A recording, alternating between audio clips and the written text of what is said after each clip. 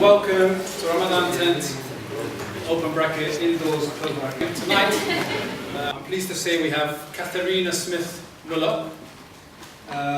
She has been the interreligious advisor to the Catholic Bishops' Conference of England and Wales for 4 years. She's working with many Catholic organizations, agencies and individuals to promote dialogue between Catholics and people of other religions. Born in Germany with a degree in English, German and Catholic theology from Bonn University, Katharina has also experience of teaching at the Catholic Comprehensive. She also holds a PGCE from Anglia Ruskin University, as well as Masters of Studies in European Literature in German, I believe, from Oxford University. So please, a huge and warm welcome to our guest speaker tonight.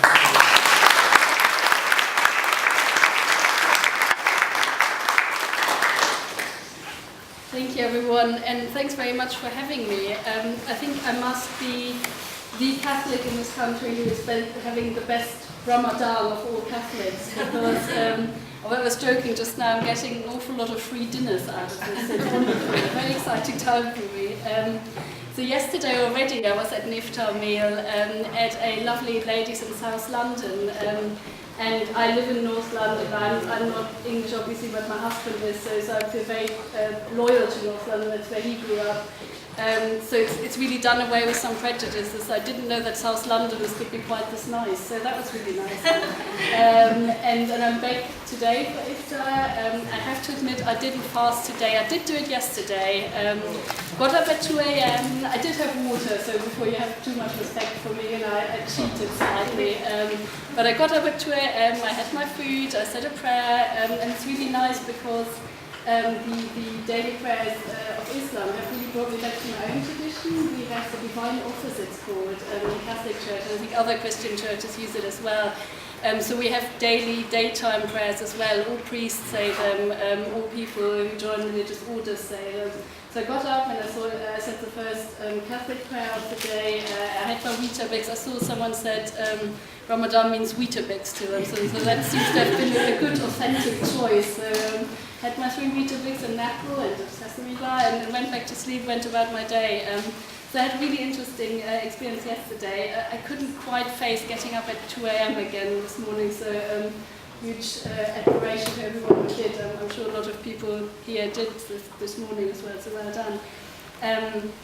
Also, I've already been asked to do a Ramadan reflection. So, you know that Channel 4 is doing a lot of stuff on Ramadan, and I was asked to speak on Lent and Ramadan, Lent being the time of preparation for Easter in the Christian churches. So, there again, we don't do the same type of fasting, but most people will give something up for Lent.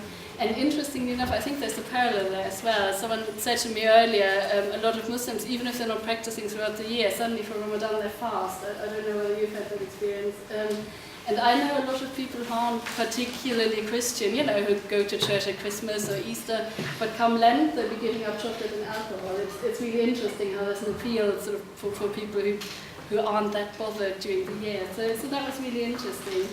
And I could go on and on about parallels between Lent and Ramadan, and I think that there's some really interesting things. There are differences, of course, as well. It's quite obviously not the same thing, but I think it helps us understand what Ramadan is about as Christians. But I think what I've really learned this Ramadan in particular is how Ramadan is an opportunity for sharing and for learning about each other. And as the interreligious advisor of the Bishop Conference, I'm also really aware that not all of my colleagues know, they know some things. You can't grow up in London, or be in London and not know anything about other religions. But that they don't know everything. Obviously, I don't know everything, but I might know a little bit more than my colleagues. So I've been sending out Ramadan emails, I think at an increasing frequency, and I've sort of tried to say, oh, this isn't another email, it's just an addition to the email I sent earlier. My colleagues weren't quite buying it. And one of them actually said to me, he was leading around people through the building and introducing me, and he said, there's Katharina, she does the interreligious work for the Bishop Conference, and he said she shared so much about Ramadan, anything that he was talking about himself, anything that I don't know about Ramadan now from Katharina's emails is probably not worth knowing.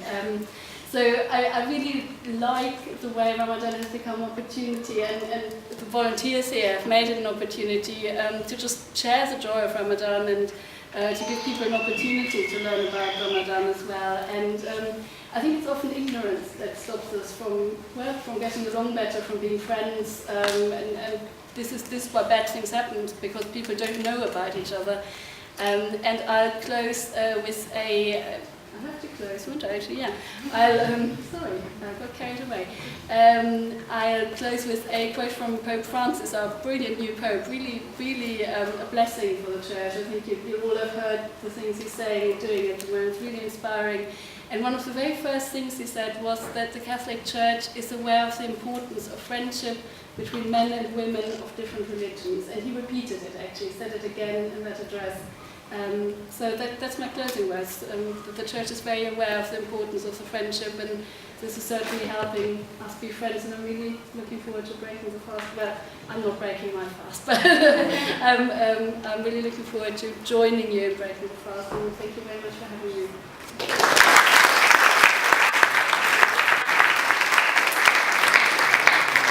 I can certainly vouch